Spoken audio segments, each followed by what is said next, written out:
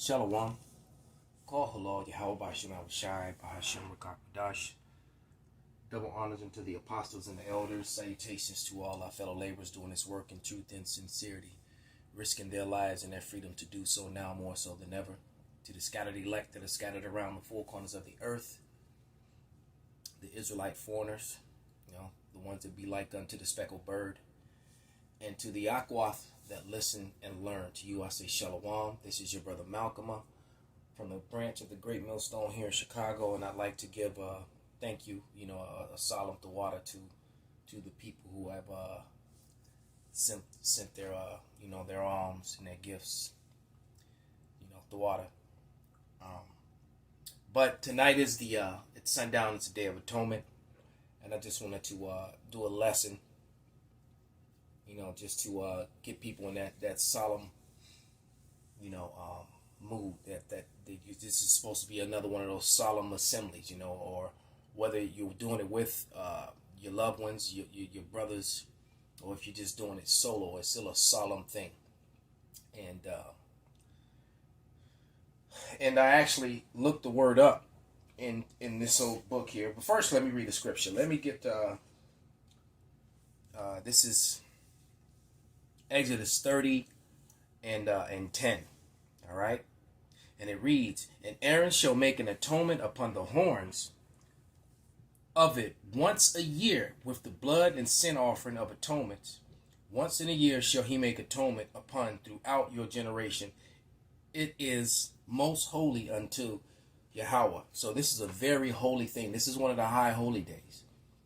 And being that we're in Babylon and in captivity, and we don't really know the time, the true time of year or what year it is and that whole sort of thing. We know it's a roundabout week, it's a roundabout time. I was just talking to an Iskarite yesterday about the calendar. I have a charm, which is, that was given to me as a gift of the Aztec calendar. And, I don't worship it or anything like that. It's just a gift.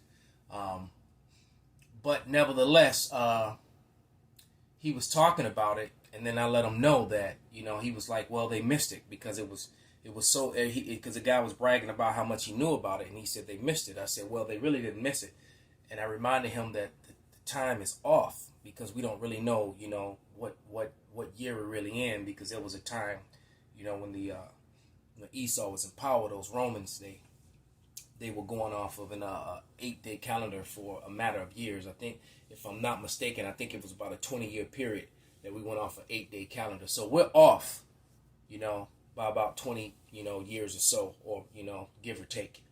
So that calendar, what should have happened at that time, so to speak, well, it's all happening now. So we know that we're really at that time now. We're in that time and day now.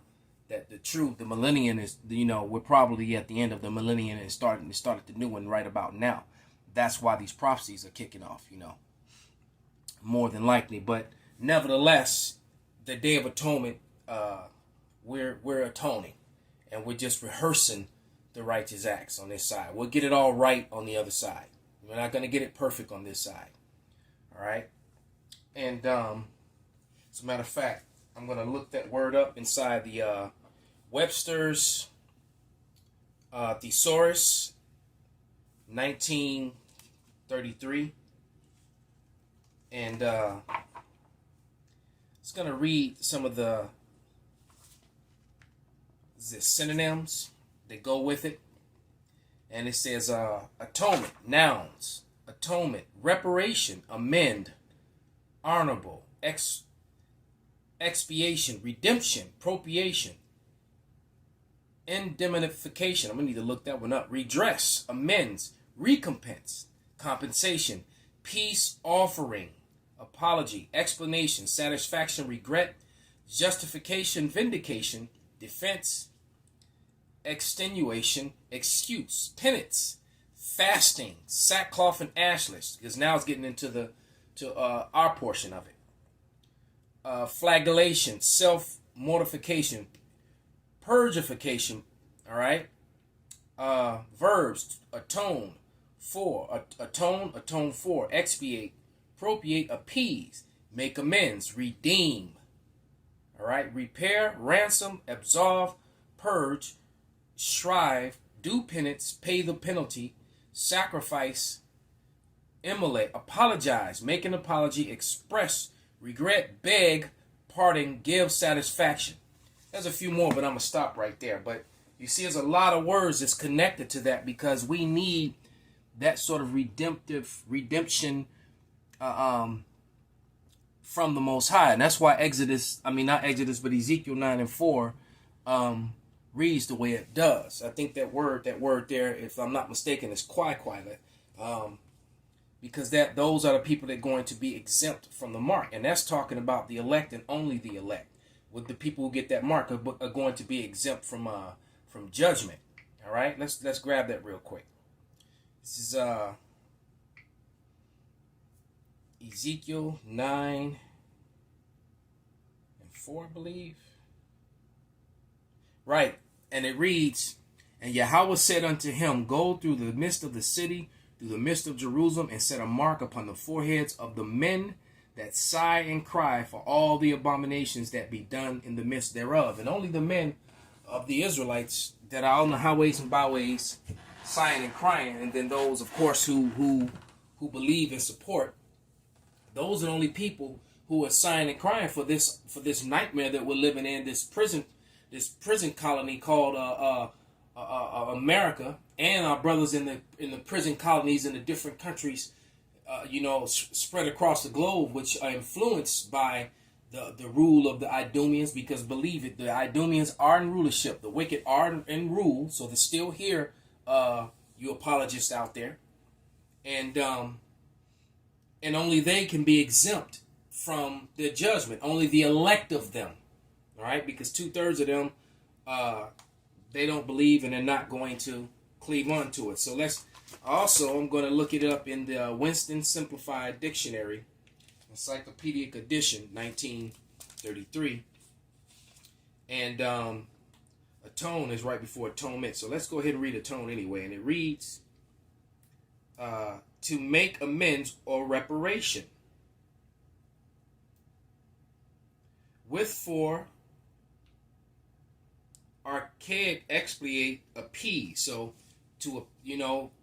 that atonement appeases the anger of the Lord, basically, is what it's saying. All right? Atonement, satisfaction. Oh, no. Amends, expiation, satisfaction used for theology. Christ, we don't like that C word, so we're gonna say what it really meant. Christ is a word they put in the place of Hamashiach. So Hamashiach's redemptive sacrifice. So there it is. And the blood of Hamashiach was shed only for the elect of Israel. Well, for all of Israel, but the elect first. Because all the rest of the Israelites are going to get the blessings on the other side. And I just want to go into a few scriptures. This wasn't meant to be a long lesson. But we have a lot to atone for. I know I have a lot to atone for. And if you say that you don't, then you're being, wicked. For sure. You're being very wicked. All right? If you're saying that you don't have anything to atone for. All right? So this is let's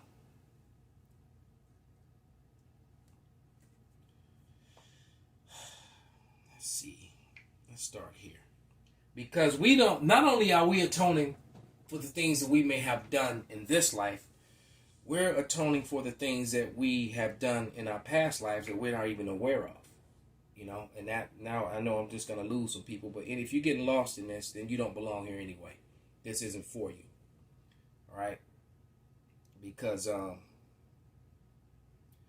this isn't the first time that we've been here, and we don't know what sins that we've done in the past, what we're atoning for. All right? Because I know my life has been rough this go around. My adult life anyway.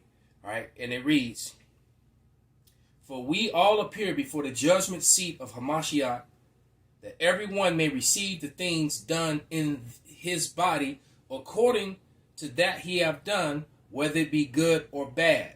All right? So that's the things that you've done in this body. All right? But there are scriptures that clearly say that, how the judgment is lived out here on the earth when you live again. As a matter of fact, let's get that. That's in Ezra's, second Ezra's 14 and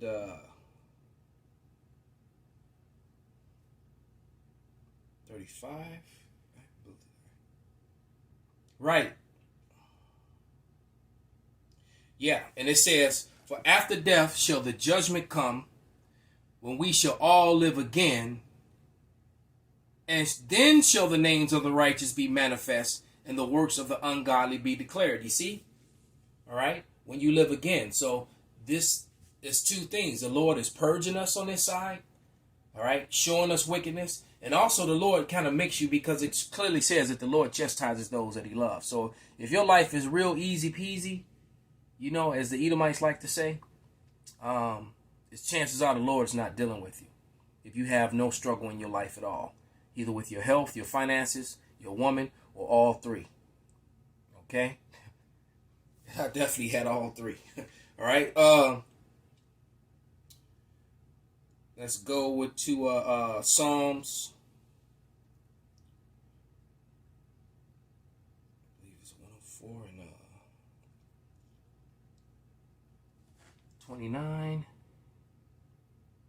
Right. Thou hidest thy face, they are troubled. Thou takest away of their breath, they die and return there to the dust. All right. Verse 30. Thou sendest forth thy spirit, they are created. Thou renewest the face of the earth. So you come back, man. You come back. And so, as I said, we're not only making atonement for what we've done and what we're aware of that we've done. We're making atonement for that which we don't even know we've done, man. Any offense that we might have offended a brother or sister, Yeah. Because you don't know, man. Let's grab one more scripture and let's wrap this up. And also for you people out there who are listening and learning, you Akim, you Akwath, and if for some reason you have to work, or especially if you have a job that's physical and you can't do that tonight from sundown to sundown, for your full 24-hour fast, in prayer and just be solemn, you could do it on another day. Remember, we're just rehearsing the righteous act. Because of course, if you have a job that requires you to, you work in a hot factory where you got, where you dehydrate, or you physical, you load and unload in boxes, and the Lord understands, man, we're in captivity, man. So don't think about it, and don't worry about it that much. I would highly suggest you do it, because this may be the last time that we get a chance, because things are happening rapidly and quickly, and this is a dire time that we're entering in over these next couple of months. That I can almost promise you. Things are going to get worse. The second lockdown is coming. It's already in some countries. I think Australia just got locked down for another 18 months, so you can look forward to a lot of suicides, a lot of chaos, and insurrections, people going against their governments and things. And you can see what's going on with the riots and and everything that's happening here. Things are really heating up, and the way the Lord is sending all these weather attacks, whether it be Esau doing it, or even if Esau is using his technology, his harp technology, to attack the food supply, Yahweh's behind it. He's the one that puts it on the hearts of men to do what they do, and gave them the technology to do what they do, all to bring on his purpose. But this is Daniel